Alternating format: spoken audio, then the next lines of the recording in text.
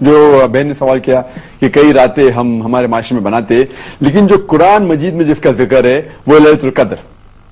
اس کا ایک سورہ بھی ہے، اور یہ تھاؤزنز آف ہزاروں راتوں کے مقابلے میں ہیں، صرف ایک ہی رات کا ذکر ہے۔ اور میں آپ کی بات سے متفق رکھتا ہوں کہ آپ بالکل صحیح فرماتی ہے کہ عبادت تو ہر روز کرنا چاہیے، سال کے ہر دن میں کرنا چاہیے، 365 ڈیز، لیکن خصوصاً کیونکہ یہ جو قرآن میں ذکر ہے کہ اس رات میں قرآن نازل ہوا تھا، تو یہ ہمارے لیے ایک اہم رات ہے اور ہزاروں رات کے مقابلے میں ہے الحمدللہ۔ اور ہمارے رسول، ہمارے پیغمبر محمد صلی اللہ علیہ وسلم فرماتے کہ یہ آخری عشرے میں آتی ہے، اور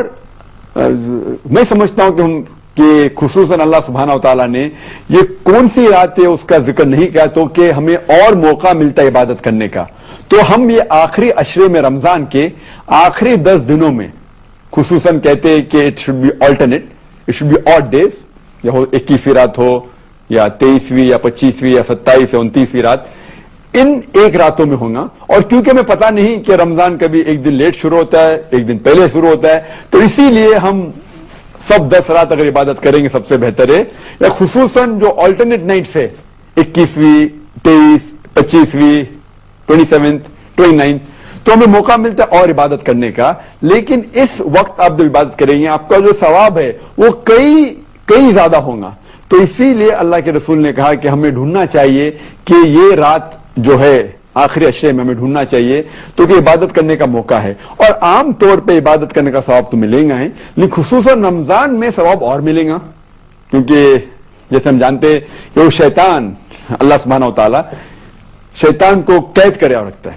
تو ہمیں اور ثواب ملے گا، اور خصوصاً رمضان کے اندر آخری عشرے میں اور ثواب ملے گا، اور خصوصاً جو آلٹرنیٹ نائٹ سے 21ویں، 23، 25، 27، 29، ان راتوں میں اور ثواب ملے گا۔ اسی لیے ہمیں ان راتوں میں کوشش کرنا چاہیے کہ جاگنا چاہیے اور عبادت کرنا چاہیے، لیکن سال کے اس کا مطلب یہ نہیں کہ باقی دنوں باقی رات میں عبادت نہیں کرنا چاہیے، ہر روز کرے تو بہت اچھا ہے الحمدللہ۔ لیکن کئی راتیں جو باقی ہمارے معاشرے میں بنائی جاتی ہے، اس کی دلیل کوئی صحیح حدیث میں نہیں ہے، جو دلیل صرف ہمیں ملتی ہے